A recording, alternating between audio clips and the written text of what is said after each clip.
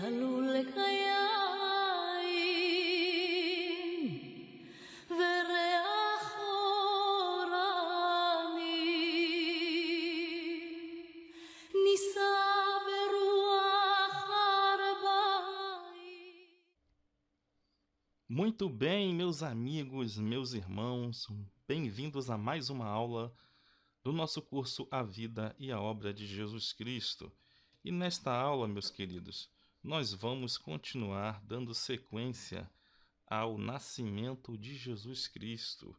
Nós vamos fazer uma análise textual, uma análise teológica do texto que fala sobre os acontecimentos relacionados ao nascimento de Jesus e a fuga da família de Jesus para o Egito.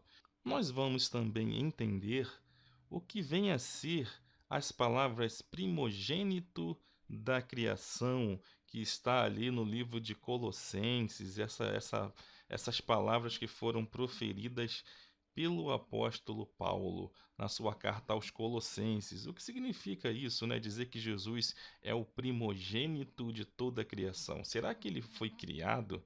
Será que Jesus é um ser criado? Então, nesta aula, nós vamos esclarecer esta frase do apóstolo Paulo. E abordaremos novamente nessa aula os níveis de interpretação de textos da Bíblia. Nós vamos ver os níveis, né, de escrita desses textos dentro da cultura hebraica e a sua consequente interpretação, para que a gente não crie confusões, né, não crie heresias. Quando nós lermos os textos bíblicos, nós temos que ter consciência dos níveis de interpretação. Então, meus queridos, para iniciar essa aula, nós vamos voltar ao fato da fuga da família de Jesus para o Egito. E nós vamos ler ali em Mateus, capítulo 2, né, versículo 14 e 15, onde nós encontramos esse advento da fuga de Jesus, né, da família de Jesus para o Egito, porque eles estavam fugindo da perseguição do rei Herodes, que havia ordenado a matança das crianças, né, dos inocentes, ali na cidade de Belém. Tá? Então, por uma divina revelação, né, José foi avisado que ele deveria ir com Jesus, né, e com Maria, né, Miriam, a mãe de Jesus. Miriam é o nome de Maria em hebraico. Eles deveriam ir para o Egito e ficar lá por um tempo até que o perigo fosse cessado. Então vamos ler esse versículo. E levantando-se ele, tomou o menino e a sua mãe de noite e foi para o Egito. E esteve lá até a morte de Herodes, aqui é Herodes o Grande, até a morte de Herodes, para que se cumprisse o que foi dito da parte do Senhor pelo profeta, que diz: do Egito chamei o meu filho. Então, meus queridos, esses versículos, principalmente essa parte que diz: do Egito chamei o meu filho, é um excelente exemplo de um nível de interpretação de textos hebraicos chamado de remes, como nós já vimos em aulas anteriores. Tá? Só para vocês terem uma ideia, vou repetir aqui nesta aula, existem 4 níveis de interpretação dos textos hebraicos. Então, o que significa ter 4 níveis? Significa que dentro da cultura hebraica e judaica de escrever, uma mesma frase pode ter 4 interpretações diferentes. Tá? Nós temos, por exemplo, a Peshat, que ela é o nível literal, né? Você pode pegar o texto e extrair dele um sentido literal, aquilo que realmente ele está dizendo no seu primeiro nível. Por exemplo, nós podemos pegar a palavra Egito e entender Egito no seu sentido literal, que ela é o que? O Egito é um país, né? É um país que fica ali no norte da África, próximo ao Oriente Médio, né? Próximo às terras de Israel. Nós podemos também entender o Egito num outro nível de interpretação, que a Bíblia traz para a gente. Se a gente pegar o nível de interpretação Remes, o Egito pode simplesmente significar o mundo, né? O mundo pecaminoso. Porque o Egito era um local de adoração a muitos deuses. E também o Egito era um local de escravidão para os filhos de Israel.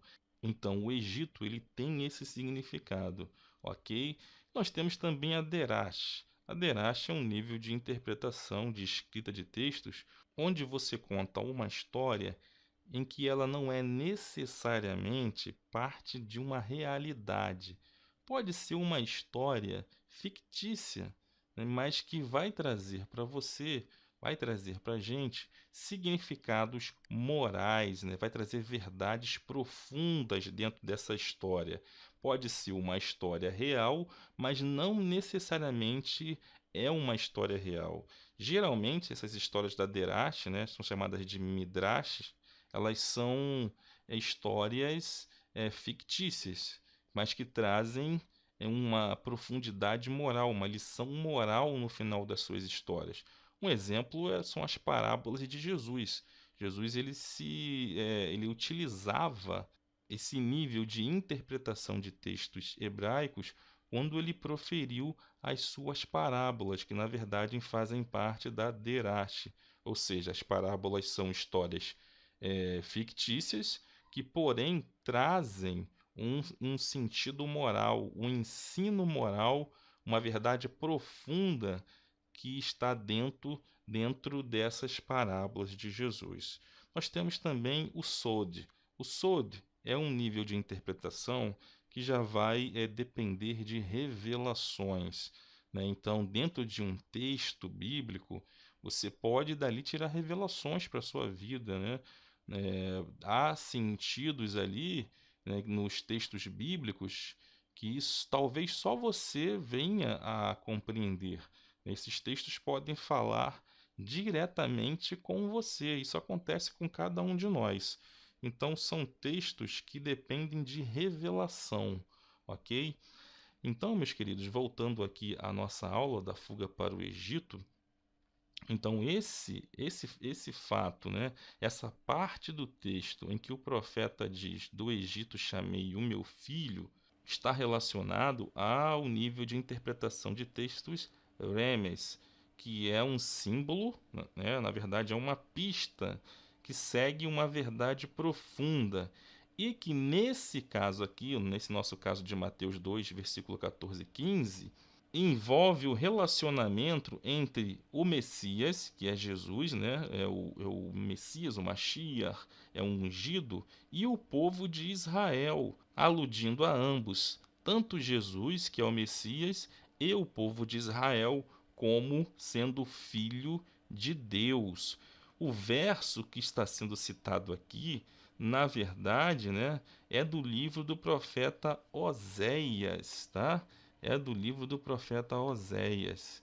Vamos ler aqui no Oséias capítulo 11, versículo 1, que diz: "Quando Israel era menino, eu o amei, e do Egito chamei a meu filho."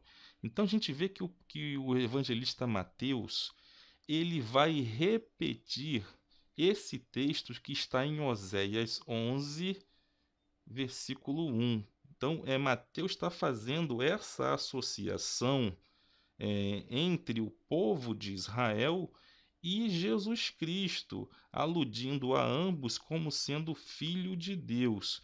Agora, fica claro nesse verso do profeta Oséias que originalmente, né, esse versículo de Oséias 11:1 não se refere ao Messias de forma direta. Está se referindo aqui, nesse texto do Antigo Testamento, ao povo de Israel. Porém, Mateus ele entendeu que o significado primário desta passagem de Oséias é um verdadeiro sentido alegórico. Então, nós temos que, às vezes, quando nós lemos os textos bíblicos, nós temos que saber extrair esse sentido alegórico dos textos. Então, Mateus, como ele era conhecedor dos textos bíblicos, ele sabia que esse tipo de interpretação era comum nos escritos sagrados. Veja o exemplo do livro do Êxodo, meus queridos. Quando Moisés é enviado a Faraó e lhe é ordenado a dizer: Então dirás a Faraó: Assim diz o Senhor: Israel é meu filho, meu primogênito. Êxodo capítulo 4, versículo 22. Então, meus queridos, o que está acontecendo aqui? Vamos ver isso aqui. Veja bem, né? Moisés, quando ele recebe a sua missão de libertar o povo de Israel, Deus manda que ele vá até a Faraó e diga essas palavras, que Israel é filho dele. E o povo de Israel, ainda mais, é o primogênito de Deus. Mas como assim Israel é o primogênito de Deus? Essa pergunta, né, nós fazemos por quê? Porque nós sabemos que o povo de Israel, ele nasceu, né, muito depois de Abraão, muito depois da criação do mundo. Ou seja, Israel, né, o povo de Israel, não foi a primeira coisa que Deus criou. Né? Deus primeiro criou o mundo, depois criou Adão, depois criou Eva, e assim por diante até chegar a Abraão e depois chegar a Jacó e formar o povo dele. Mas como Deus está dizendo que ele é o primogênito, né? Que Israel é o primogênito, porque primogênito é o primeiro filho, né? Primogênito é aquele que é criado primeiro. Então, vamos ver o que está acontecendo nesse texto aqui para que a gente possa entender essa expressão do Egito chamei o meu filho, né, ali no nascimento de Jesus.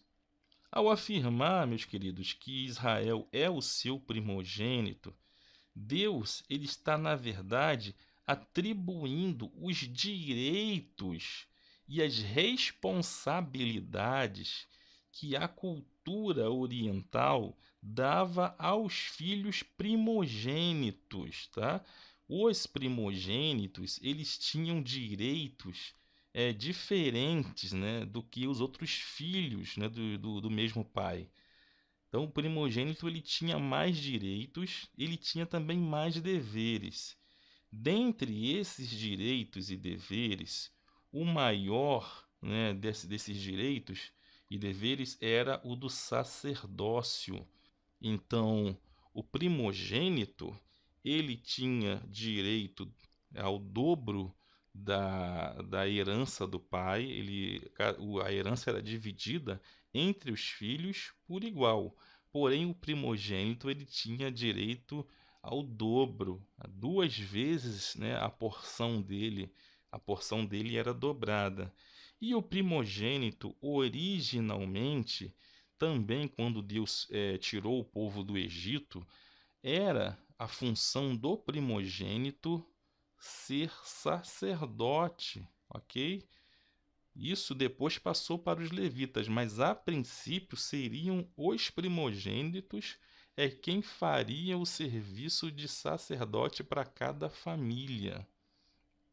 Então, essa comparação de chamar Israel de primogênito, dando, né, a Israel a função de uma nação sacerdotal, né, trazendo essa responsabilidade de que o povo de Israel tivesse a função de ser uma nação sacerdotal para o restante do mundo, né? Essa era a função que Deus queria dar para Israel, né, que fosse uma nação que abençoasse as outras nações da terra. Esse era o plano. Então, aqui revelado quando Deus fala essas palavras para Moisés: Israel é o meu filho primogênito, ou seja, Israel deveria ser sacerdote para as outras nações, porque a função de ser sacerdote até aquele momento era dos primogênitos. Então, isso aí vai nos esclarecer também lá o livro de Colossenses, né, a carta do apóstolo Paulo aos Colossenses, no capítulo 1, versículo 15, que fala sobre Jesus. Vamos ler o que ele disse? Ele diz assim: o qual é a imagem do Deus invisível, o primogênito de toda a criação. Então aqui Paulo está dizendo que Jesus é a imagem do Deus invisível, né? O próprio Jesus disse isso: quem vê a mim, vê o Pai. Então ele é a imagem do Deus invisível. E ele é o primogênito de toda a criação. Então há muitas pessoas que confundem, tá, essa passagem que diz que Jesus é o primogênito da criação, falando que Jesus teria sido então criado. Então eles dizem que, né, alguns, né, que interpretam esses textos erroneamente e podem até acabar criando uma heresia, porque Jesus nunca foi criado, ele sempre existiu, ele é eterno, né? Isso aqui quer dizer o quê? Quer dizer que Jesus foi criado? Não, pelo contrário. Aqui está dizendo que ele também tem o mesmo direito, tá? E os mesmos deveres dos primogênitos. Só que aqui a palavra primogênito está relacionada com toda a criação, ok? Então Jesus, ele tinha o dever, né, aqui dado por esse texto, está revelando para a gente, né, que isso aqui é uma revelação. Então isso aqui está no tanto no nível de interpretação de texto simbólico, é uma pista, então é o remes funcionando aqui, como também está no nível da revelação, no nível sod, né, de interpretação de texto, que é o quarto nível. Então aqui nós temos o segundo e o quarto nível de interpretação de textos funcionando ao mesmo tempo no mesmo versículo, ok? Então aqui está dizendo que Jesus ele tinha a função de sacerdote, né, em relação a toda a criação. Jesus tinha a função de intercessão, ok? De mediador para toda a criação, porque essa era a função do primogênito antes do pecado do bezerro de ouro. Depois do pecado do bezerro de ouro é que houve uma mudança. Isso passa para os levitas, para o sacerdócio levítico de Arão, ok? Mas até aquele momento não era assim, era o primogênito, tá? Esse era o propósito de Deus. Então Jesus aqui está sendo colocado como primogênito de toda a criação, ou seja, ele tinha o dever de ser sacerdote de toda a criação e ele também tinha o direito dobrado, né?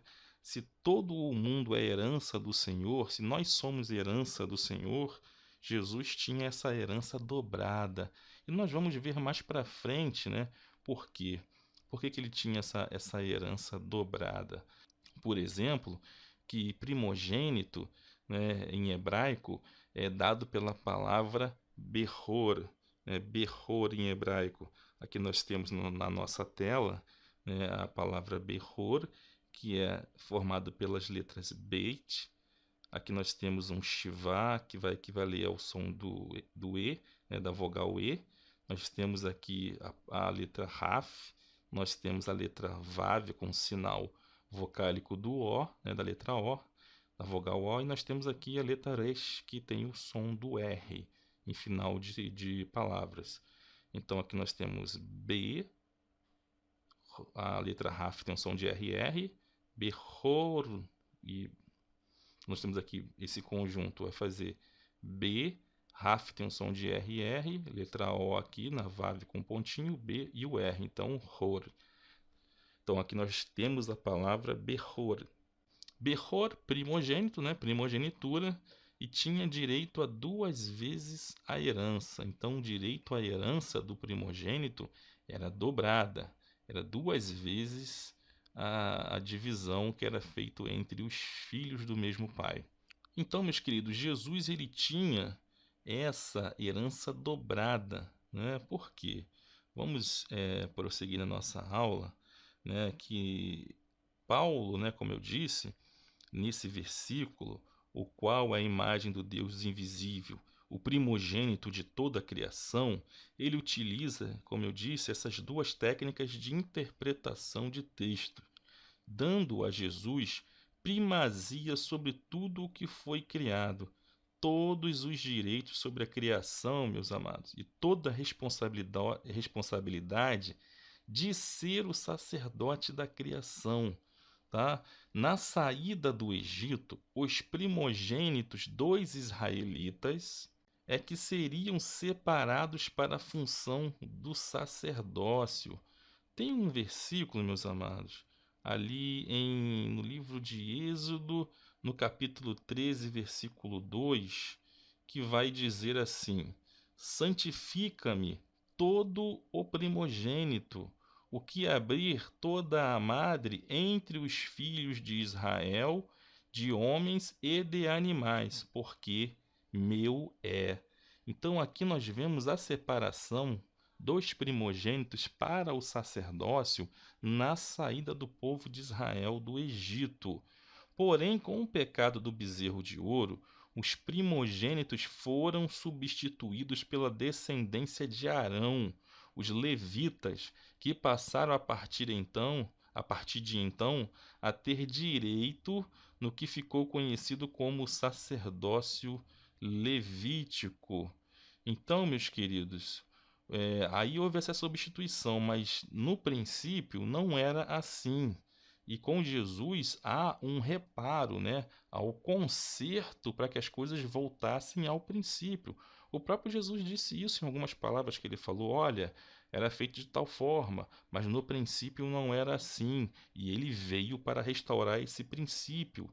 E esse princípio diz que os primogênitos teriam, né, essa dupla responsabilidade de serem sacerdotes e de receberem também uma porção dobrada, né, na sua herança.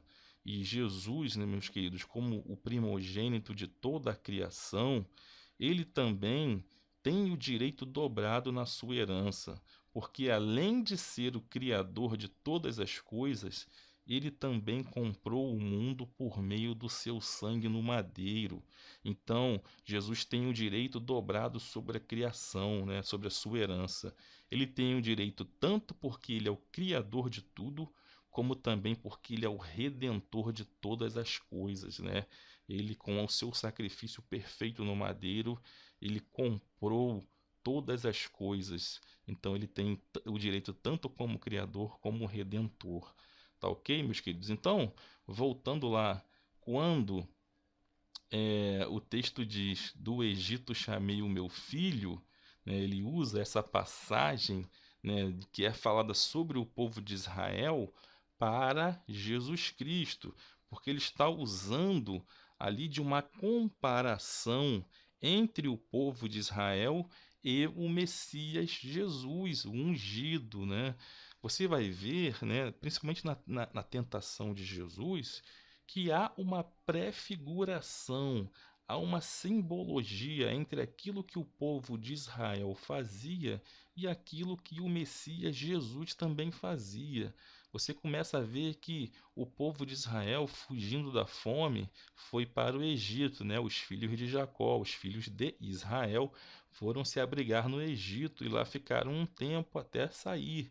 Jesus também, fugindo de Herodes, né, da morte, ele foi para o Egito e lá ele ficou um tempo até o tempo determinado da sua volta para Israel.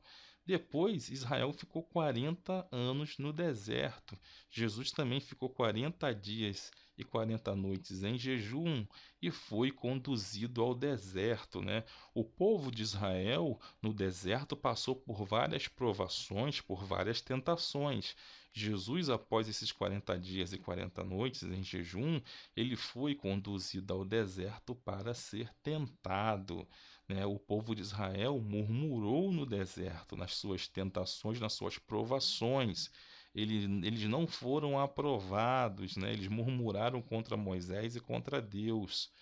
Jesus, ao contrário, ele sendo tentado, ele não murmurou, ele não pecou.